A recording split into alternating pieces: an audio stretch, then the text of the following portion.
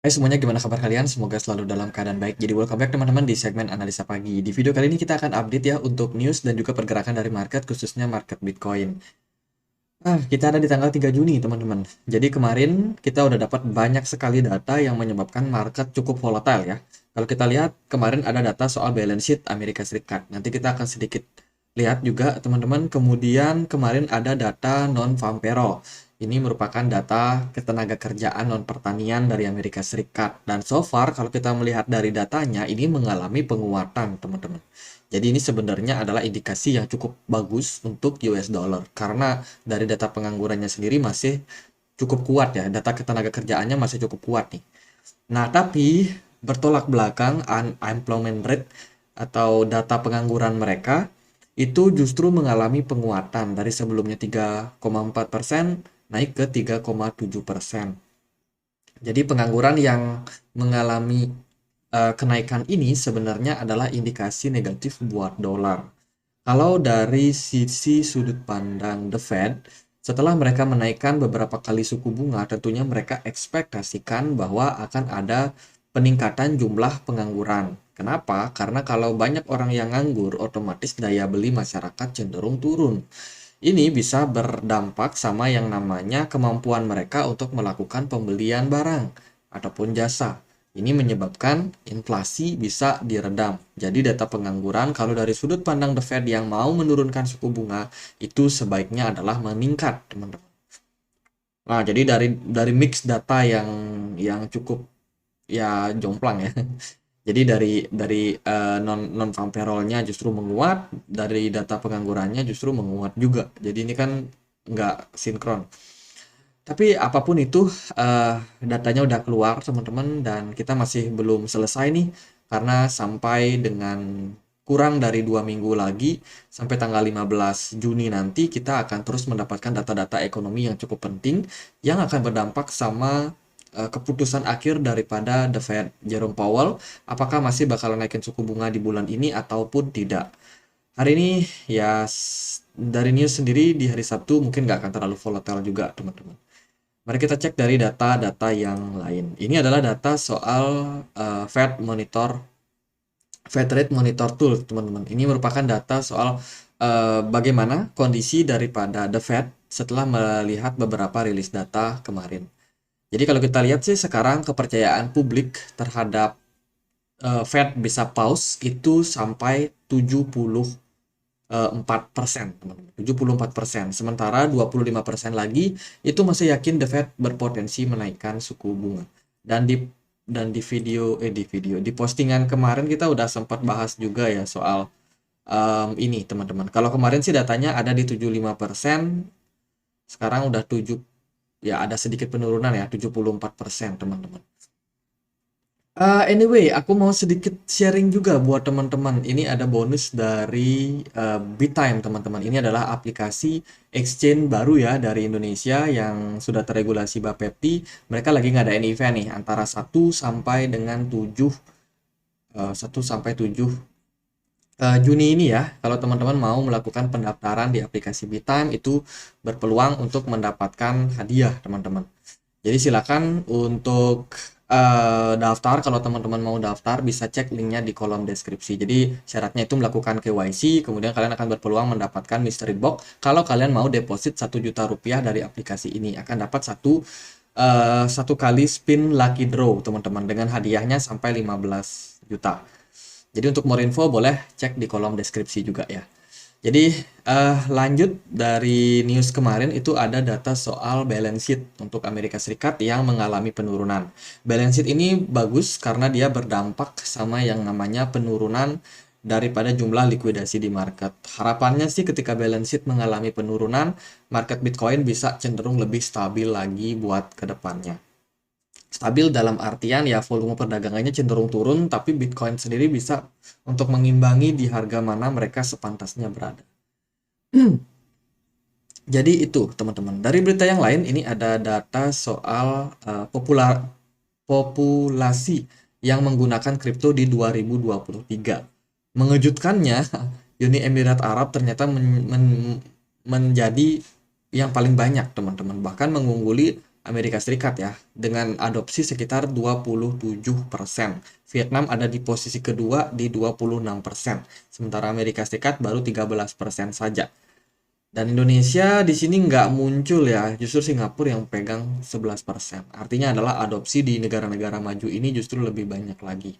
Sementara untuk jumlah kripto terbanyak itu dipegang oleh India. Jumlah eh, pemilik kripto terbanyak, teman-teman. Itu ada di India, United States, Vietnam, China. Indonesia ada di 11,7 juta orang. 7 juta wallet lebih tepatnya. Jadi itu.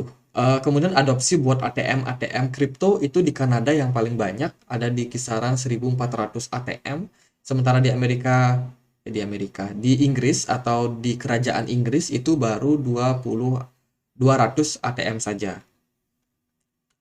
Nah, itu beberapa data. Kemudian kita cek berita yang lain. Ini unemployment rate ya, teman-teman, yang udah meningkat sampai 7%. Ini tentunya berdampak negatif buat dolar.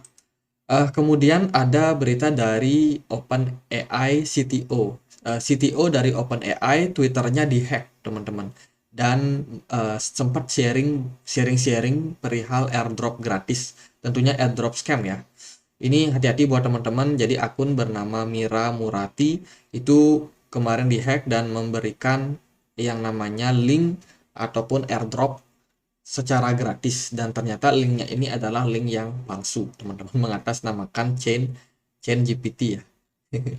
Jadi ini sudah dikonfirmasi scam dan sekarang udah normal lagi sih karena akunnya udah berhasil diambil balik.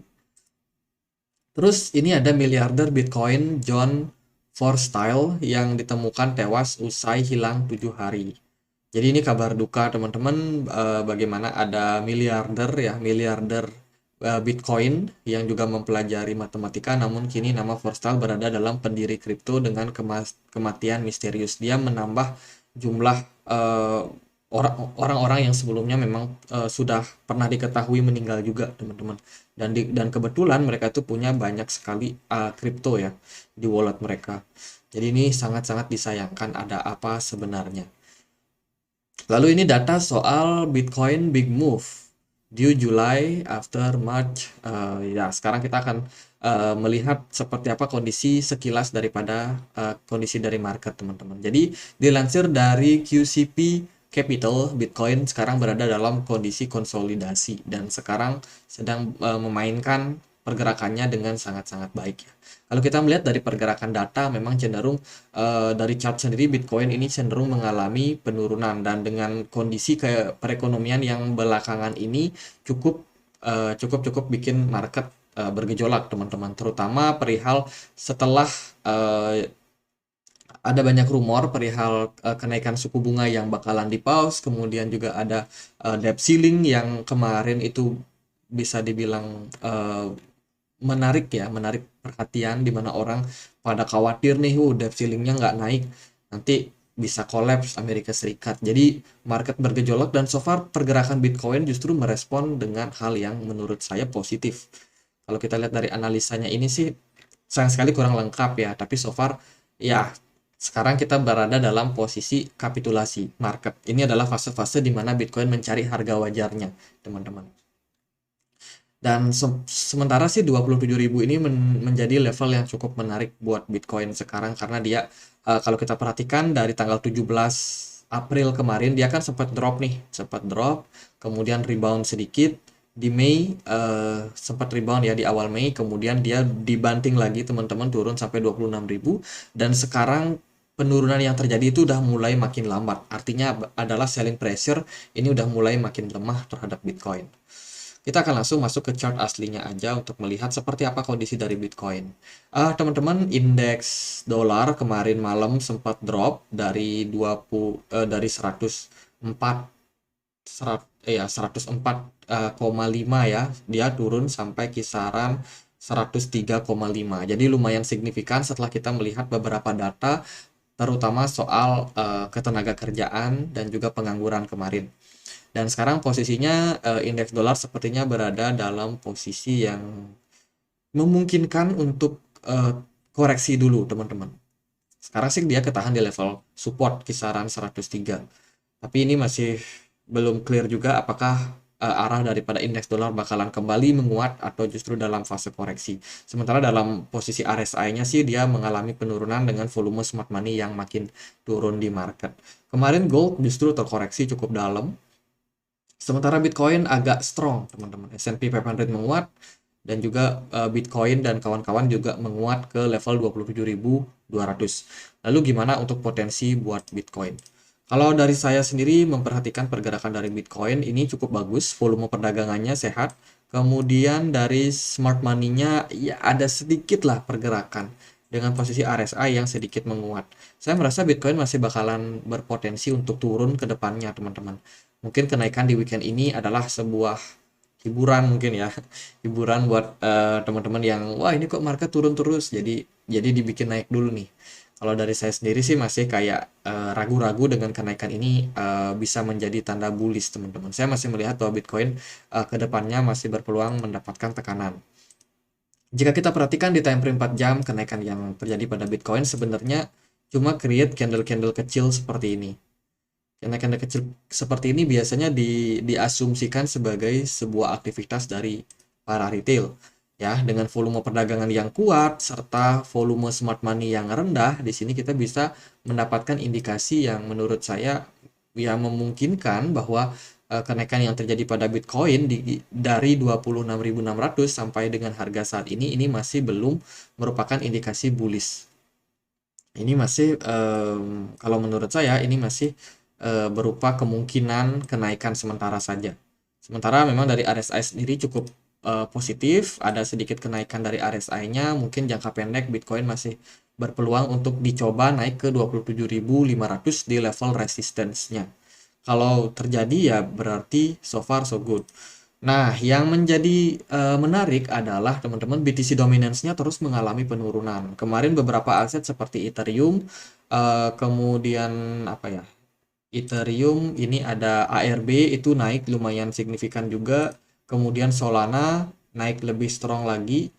Kemudian ada XRP yang juga menguat, teman-teman. Ini meningkatkan sebenarnya kepercayaan dari publik. Cuman ya itu, kita masih belum clear untuk melihat posisi sekarang. Saya rasa sih solusi terbaik buat teman-teman yang tradingnya di market spot ya tetap melakukan DCE. Tapi kalau buat yang trading di futures, mungkin jangka pendek Bitcoin masih bakalan berpeluang untuk ngetes level 27.500. Semoga sih hari ini tercapai karena so far dari segi pergerakan ini cukup bagus dan juga cukup bergairah buat market. Jadi gitu aja buat analisa kali ini dan semoga videonya bisa bermanfaat. Kalau teman-teman ada pertanyaan lain, ada koin lain buat dibahas, boleh langsung tulis di kolom komentar. Sekian aja, akhir kata saya Andre, makasih.